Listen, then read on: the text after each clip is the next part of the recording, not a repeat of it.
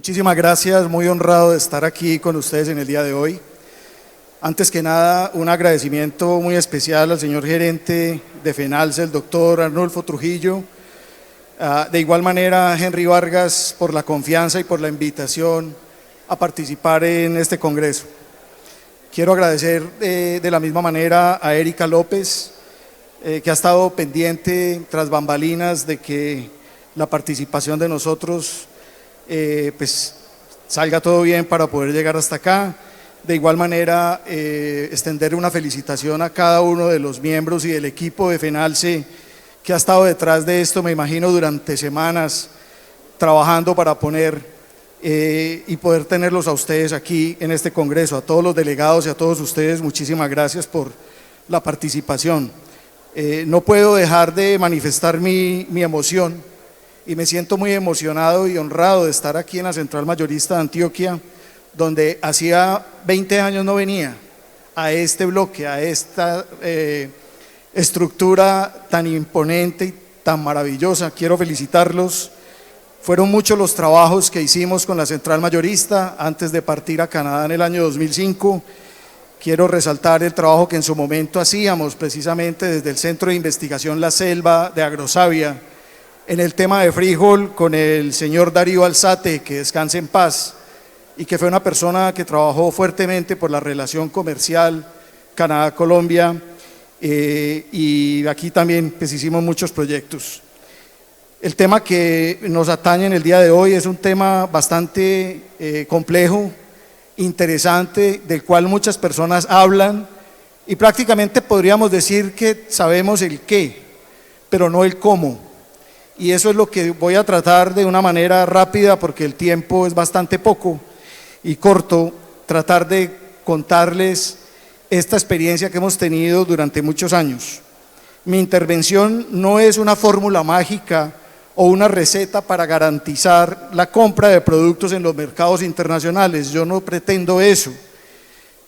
Por el contrario, es una propuesta de cambio para vincular no solo a los productos agropecuarios, sino a los productores y productoras con los consumidores internacionales. Reto bastante ambicioso, sin lugar a dudas. ¿Cómo hacer eso? ¿Cómo lograrlo en un mundo tan cambiante y tan complejo en el que estamos? Es un poco lo que quiero entonces, o esa es una invitación pues a atrevernos a pensar de una manera disruptiva y plantear una estrategia diferente desde la perspectiva agroexportadora. Vamos esta media hora, ese reloj va muy rápido, en esta media hora a tratar de elucubrar y entender un poco este reto. Pero miremos un poco lo que son los antecedentes, quiénes somos y cómo hemos o he llegado hasta aquí, porque eso es fundamental para poder entender este proceso o este enfoque que queremos compartir. Lo que les quiero compartir no es una simple aproximación teórica. Como van a ver, voy a tratar de evidenciar el trabajo de más de 30 años para poder llegar a este nuevo enfoque o a esta nueva aproximación, que realmente es una sumatoria de múltiples vivencias y el resultado de muchas experiencias, y es la consecuencia del ensayo y el error. Soy ingeniero agrónomo de la Universidad Nacional C de Medellín. Trabajé durante 10 años al servicio del otrora Corpoica, hoy Agrosavia, Corporación Colombiana de Investigación Agropecuaria, donde me formé y comencé a trabajar desde el año 95 y hasta el año 2005, cuando decido viajar a Canadá. Y esta aventura realmente inicia en el año 97, en las montañas del Huila. Doctor Trujillo, usted que está acá, tuve una experiencia maravillosa en ese momento. Fui trasladado y empecé a trabajar en el Huila, y entre otras responsabilidades tenía la responsabilidad de trabajar con el famoso Plan Nacional de Sustitución de Cultivos Ilícitos, PLANTE. Eso me permitió conocer la realidad de las familias campesinas, sus problemas y sus necesidades. Luego me traslado al Centro de Investigación La Selva, y más o menos en el año 98 empezamos a involucrar en el modelo de la corporación los temas de comercialización de productos y servicios tecnológicos. Entonces empieza la aproximación a ese mundo del mercadeo, de la negociación, de la comercialización, Y todo esto lo digo porque es la resultante del trabajo que he venido haciendo y que nos permite estar hoy acá compartiendo con ustedes este enfoque. Allí montamos la unidad de mercadeo de tecnología Unimed y comienza un trabajo muy interesante al interior de la corporación. Posteriormente, y me llama mucho la atención, que hasta ahora se tengan inscritas finalmente, me parece maravilloso y sin lugar a dudas un gran acierto, como lo había dicho el doctor Trujillo, que ya estén las cadenas del maíz y de la soya reconocidas por el Ministerio de Agricultura. El primer acuerdo de competitividad regional que se firma en Colombia lo hacemos en el año 2002, precisamente en Antioquia, con la cadena láctea, bajo el programa Proagro, si mal no estoy, que era del gobierno de Pastrana. Posteriormente, entonces, viajo a Canadá y allí ya llevo 20 años de trabajo, fundamentalmente promoviendo el intercambio comercial y tecnológico entre Canadá y países de América Latina, obviamente con mayor actividad y participación con Colombia. Ahí comienzo entonces a tener una verdadera realidad de la vinculación a los mercados internacionales.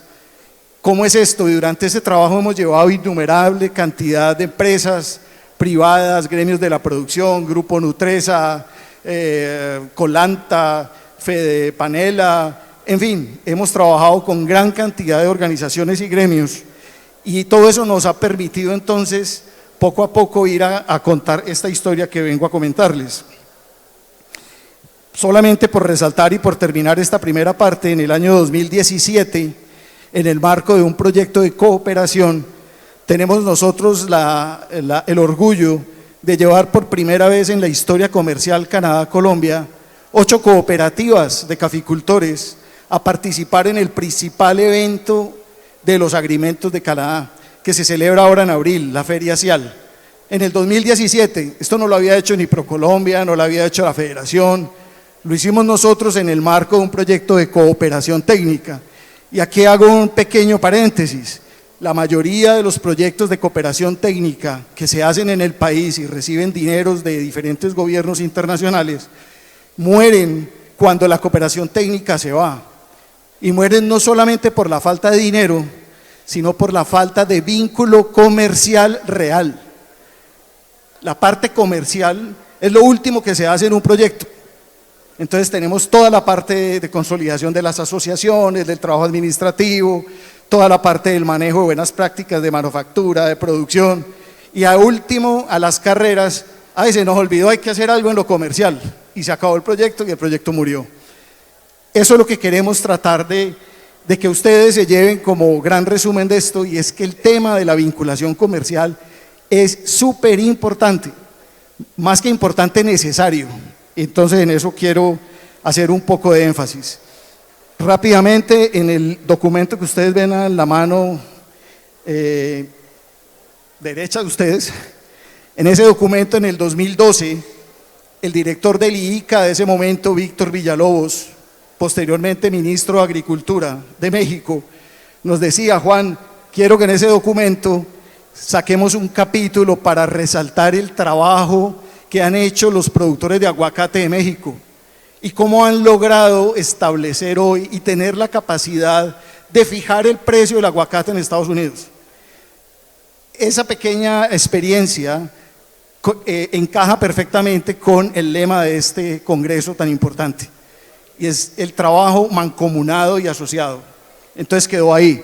Y en ese documento también, para seguir adelante, hay otro tema muy importante, y es que la relación Canadá con América Latina ha sido una relación que nos ha impedido vernos los unos a los otros, porque Estados Unidos siempre ha estado en la mitad como una gran muralla que no nos permite visualizarnos y entendernos.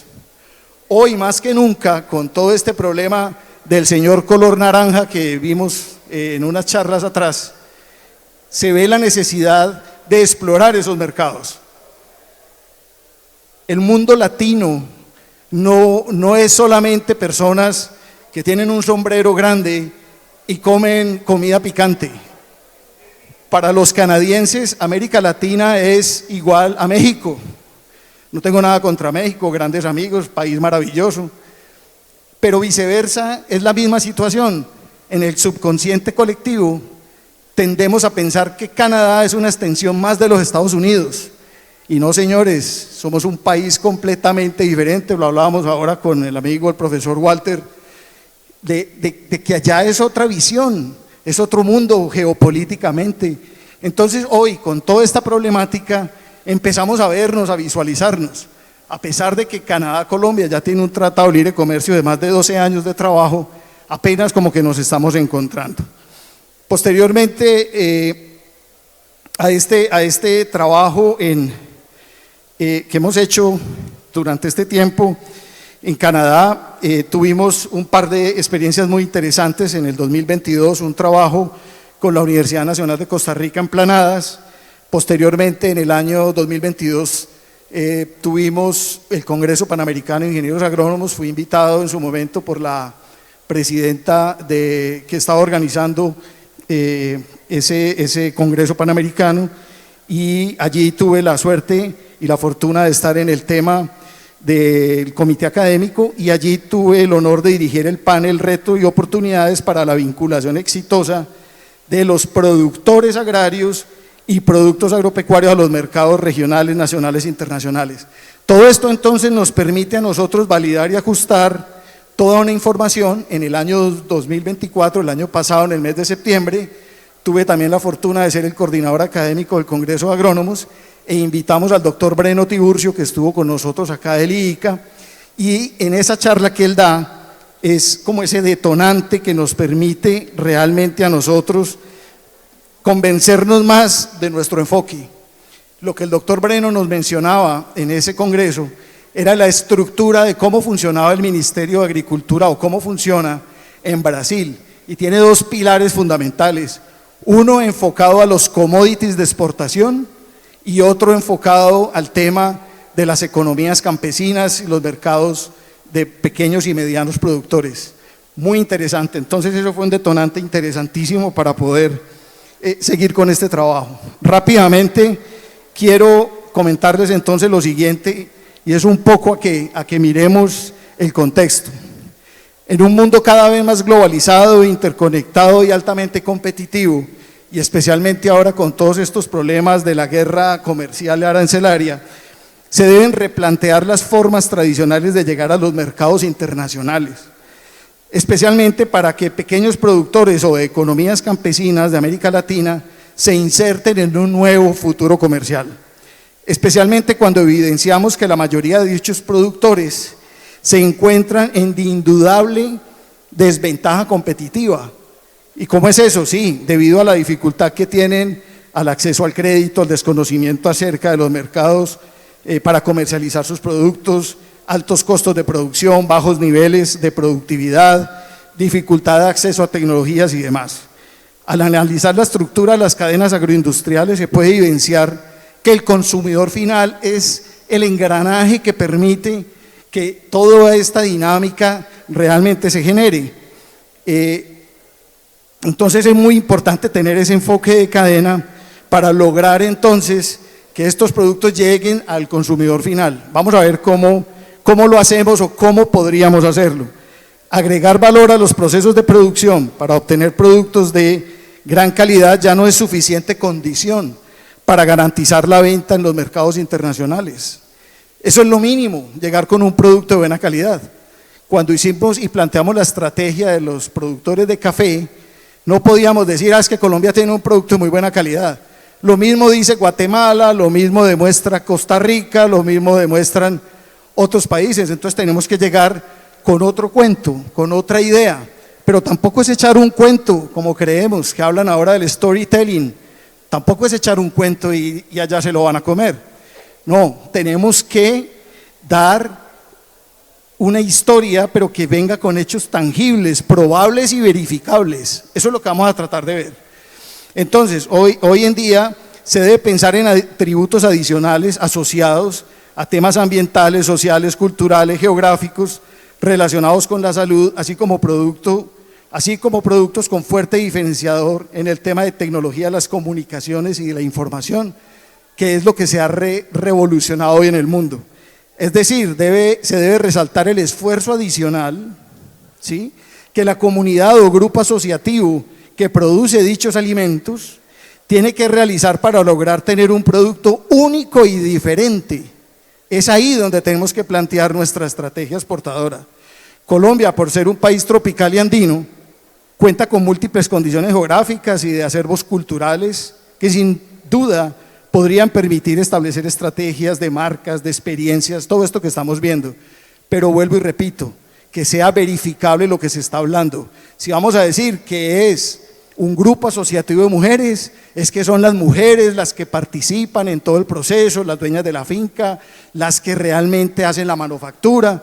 No son un grupo de mujeres que se reúnen simplemente a empacar y entonces automáticamente ya ese producto, no. Ese cuento en un país con cultura del consumo no se lo van a pasar así nomás. Tenemos que ser delicados porque de pronto lo que hacemos es dañar el cuento. Entonces yo no me quiero centrar mucho en el tema de las economías campesinas, pero realmente resaltar cómo en unos estudios que se hacen por el grupo ETC, que es un grupo canadiense, evidencia que el porcentaje de la población mundial que depende de los alimentos campesinos es de entre el 62 y el 75%. Para reforzar eso, otras personas lideradas por Samberg afirman que, esto es traducido del original, más de la mitad de las calorías alimenticias producidas en el planeta provienen de divisiones territoriales en países de desarrollo donde la densidad de los hogares campesinos es muy alta, con predios de menos de 5 hectáreas por hogar campesino. Entonces quiero resaltar esa importancia, pero eso no quiere decir que los medianos y los grandes productores tampoco puedan entender una nueva forma de aprovechar los mercados internacionales dando valor agregado con todo este tema de la diferenciación. Entonces, ¿qué tenemos que pensar? En el año 2000 tuve la fortuna de comenzar mis estudios de maestría en la Universidad de Costa Rica y llegaba José de Sousa Silva, un personaje maravilloso. José de Sousa Silva en ese momento era el vicepresidente de Embrapa, la empresa brasilera de pesquisas, y venía a hablarnos de un tema fundamental. ¿Estamos en una época de cambio o en un cambio de época? Y este señor hace 25 años visualizaba todo lo que estamos viviendo. Somos la única generación de la raza humana o de la especie humana que estamos viviendo nuestra propia ficción. Eso no había sucedido nunca en la historia de la humanidad. Me explico. Hace muchísimos años, los que somos jóvenes, veíamos un programa que era la antítesis de los picapiedras. No sé si lo recuerdan, los supersónicos, los Jetstones. Esos locos hablaban por teléfono y se veían en una pantalla. Eso era una locura. Había otro, Dick Tracy, que hablaba por un teléfono. Esa era nuestra ficción. Hoy ya pasamos esa ficción. Entonces yo me pregunto si en las últimas décadas nuestro mundo ha cambiado de una manera tan alarmante. Yo tengo 3 hijos en la universidad y tienen otra forma de ver el mundo. ¿Por qué nuestro sistema agroexportador sigue siendo el mismo?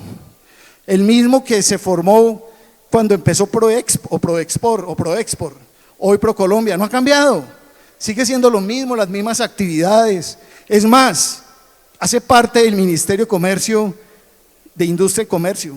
No hay un vínculo directo con el Ministerio de Agricultura. Debemos necesariamente que pensar en una articulación mayor y llegar al territorio. Entonces no tengo mucho tiempo y no me voy a alargar más, pero quería comentar pues esa necesidad en la que estamos de que el mundo cambió y que debemos necesariamente que pensar con otro enfoque, con otra mirada para el tema de la producción y la vinculación a los mercados internacionales. Y allí funciona un tema muy importante que es la confianza. Recuerdo que hace muchos años Antanas Mockus en la Universidad Nacional en una conferencia le preguntaba al auditorio ¿cuál es el 11º mandamiento? Y la mayoría o al unísono dijimos no dar papaya. Y él decía qué triste que el 11º mandamiento haga parte de Colombia y que sea no dar papaya. Eso era lo que deberíamos hacer, poder dar papaya. En otras palabras, eso es confianza. Cuando hay confianza, se reducen los costos de transacción.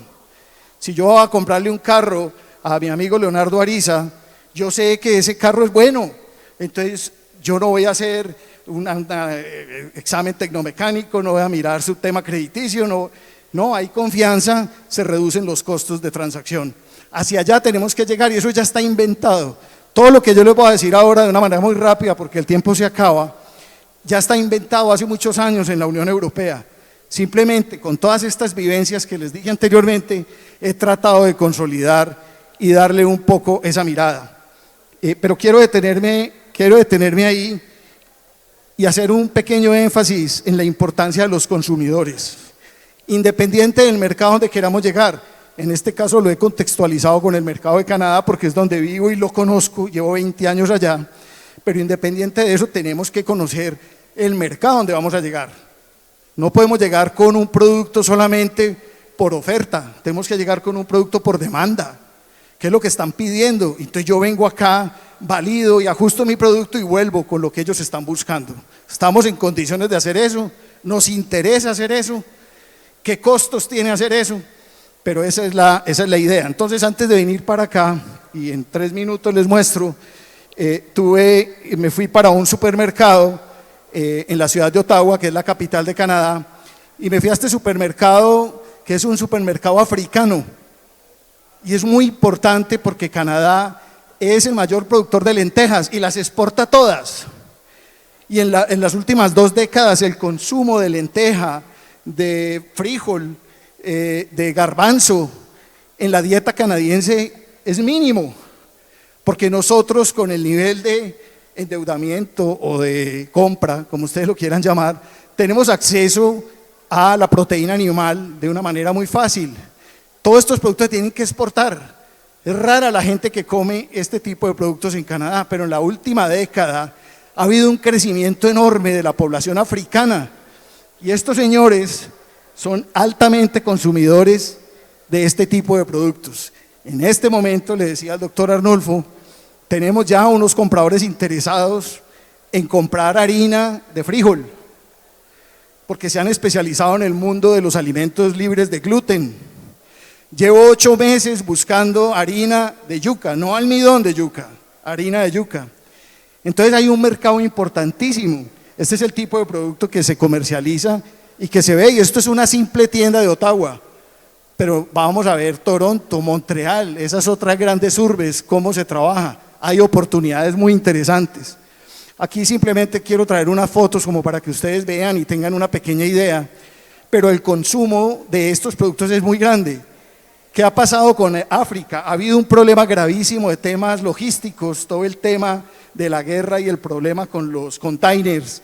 Y ahora con todo este tema arancelario con Estados Unidos, se abren unas oportunidades interesantísimas, porque traer producto desde África es bastante complejo y uno de los mayores proveedores de este tipo de productos, maíz, frijol, soya, todo esto, es Ruanda.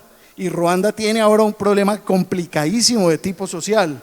Entonces hay unas oportunidades muy interesantes y me pareció pues oportuno poder mostrar algunas de estos productos que se consiguen. Bueno, esto es Mr. Goudas, que es una compañía que se ha especializado en Norteamérica en el trabajo o en la importación de productos latinos, africanos. Rápidamente vemos, esta es otra gente que hay unos potenciales interesantísimos. También estoy buscando harina precocida para hacer arepas. Ya hay compradores muy interesados en el tema. En la parte de abajo vemos mezclas de soya, de maíz, somoza se llama ese producto, que es un producto también, creo que es camerunés, lo mismo que en la parte de allá sorgo. Entonces el consumo de ese tipo de productos es muy interesante y simplemente quería llamar un poco la atención a que hay oportunidades, a que con esta guerra comercial estamos empezando a ver pues una serie de opciones que anteriormente de pronto no se veían y que tenemos que empezar a echarle mano y a mirar eso.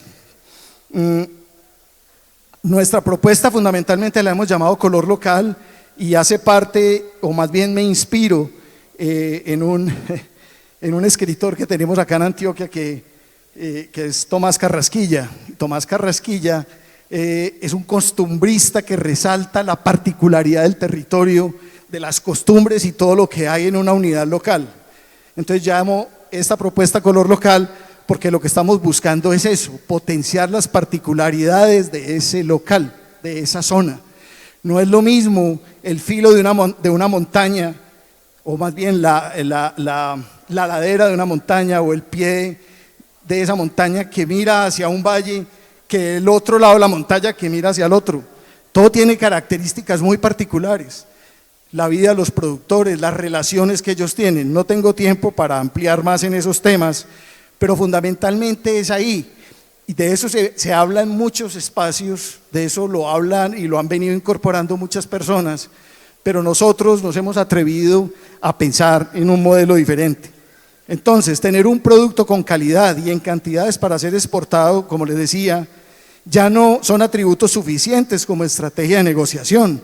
En un mundo tan competitivo y globalizado se requieren que los productos, además de tener valor agregado, tengan ese fuerte componente diferenciador.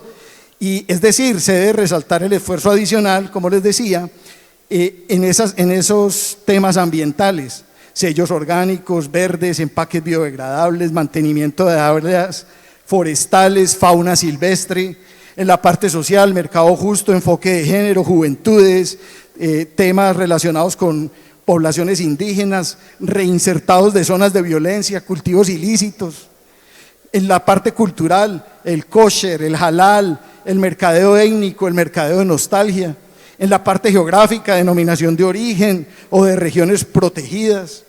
En los temas de salud, veganos, libres de gluten, bajos en calorías, inocuidad, dietarios. Y ahí me puedo quedar. Ahí es donde tenemos que empezar a enfocar y ser creativos y darle ese enfoque a la estrategia.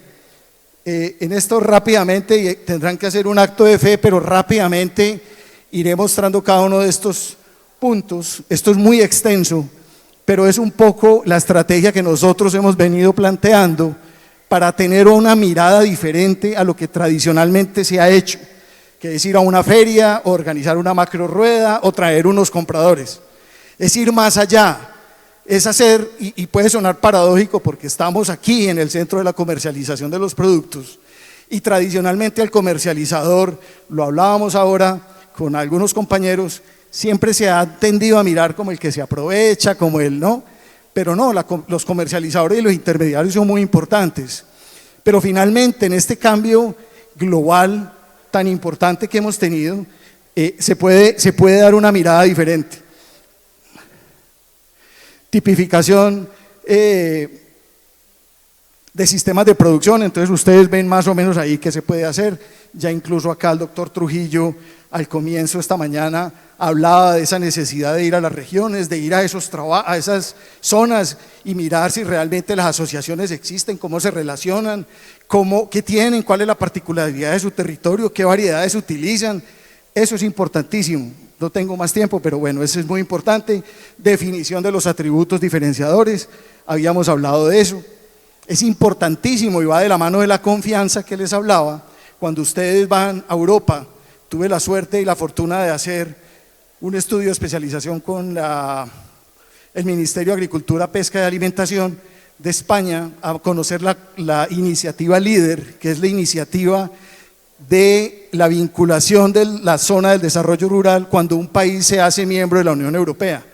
Entonces allá vimos diferentes experiencias, producción de aceite de oliva, carne de cordero, cualquier cantidad y una de ellas fue la producción de vino, y ellos consolidaban y tenían sus propios consejos autorreguladores de calidad para generar confianza. Allá tenemos que llegar, eso ya está inventado, eso no es nuevo. Hace más de 20 años vi esa experiencia en España. Entonces eso hay que traerlo y tenemos que sentarnos, elucubrar y mirar una hoja de ruta. El tema de la estrategia de la promoción comercial, cómo la vamos a hacer, cómo la vamos a montar. Hoy hablamos de sellos, los que están trabajando en eso, los sellos ambientales o todos estos sellos que existen de certificación son costosísimos. Vaya usted, mantenga un HACCP o ese tipo de cosas. Hombre, ¿cómo ganar la confianza del consumidor en el país donde vayamos a estar? Pensemos en otras estrategias. El tema de los sellos ambientales incluso ya ha tenido problemas gravísimos porque ha habido corrupción al interior de eso. gravísimos.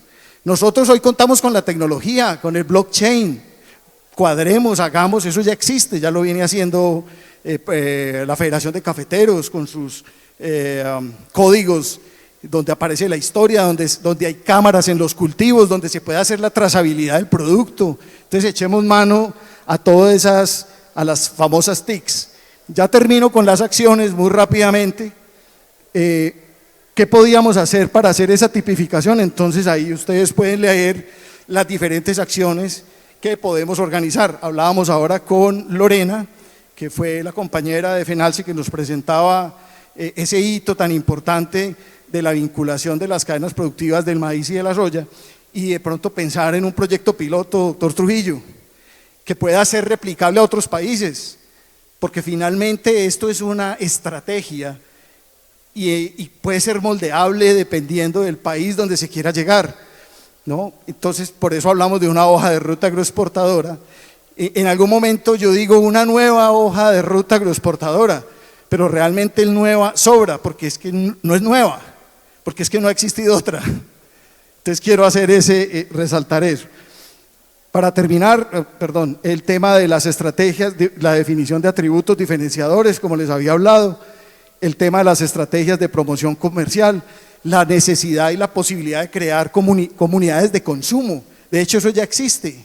A partir de la pandemia se han generado comunidades de consumo, gente que se ha agrupado y están interesados en buscar productos diferenciados. Entonces, ¿cómo generar comunidades de consumo para ese tipo de productos? Todo eso se puede pensar y tenemos las herramientas. Hoy tenemos el poder en la mano, que se llama un celular. Es impresionante esa herramienta. Tenemos que echarle mano a eso, a esa ficción, sobrepasarnos y no quedarnos en ese mundo. Me perdonan, yo soy bastante crítico del modelo de ProColombia. No quiero decir que no sirva, quiero decir que hay que hacerle ajustes fuertes y en el sector agropecuario aún más. Tenemos que echarle mano a ese tipo de estrategias. Finalmente quiero de verdad agradecerle muchísimo. Yo estoy pues ubicado en la ciudad de Ottawa, el tiempo se termina en este momento. Me habría gustado poder compartir a profundidad toda esta experiencia, ya habrá algún momento para hacerlo, pero tenemos indiscutiblemente un potencial enorme, no solamente con Canadá, con cualquier otro país, pero tenemos que interiorizar y entender esas realidades y potenciarlas y buscar la mejor manera de que los consumidores que ya están hoy muy educados, ¿sí?, empiecen a conocernos, a ganar la confianza. Termino. Canadá, dentro de la OCDE, es el país con los mayores niveles o sistema de inocuidad de los alimentos. Yo importé productos durante 8 años en Estados Unidos. La regulación de la importación de productos en Canadá cambió hace 3 años. Es muy exigente porque hace que el que importa sea responsable de lo que le pasa al consumidor. Pero esa misma exigencia y ese mismo cambio regulatorio hace que el importador sea más cuidadoso a la hora de buscar su proveedor. Y eso se resume otra vez en lo que he mencionado, en la confianza. Entonces ahí hay una oportunidad muy interesante de poder llegar, demostrar lo que estamos haciendo de manera juiciosa, y ahí es donde el gremio, y en este caso FENALCE, debe jugar un papel hiperfundamental. Y sé que lo va a hacer, y veo y me halaga mucho ver este nuevo enfoque, esta dinámica, este entusiasmo con las personas y los delegados con los que he hablado, y de verdad que les auguro todos los éxitos y cuenten con un aliado en Canadá. Muchísimas gracias por su tiempo.